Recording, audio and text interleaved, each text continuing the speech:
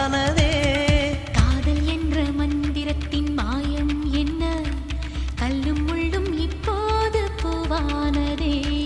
வானவில்லின் துண்டொன்று மண்ணில் வந்து யாருக்கும் சொல்லாமல் பெண்ணானதே. தென்மேற்கு பருவக்காற்று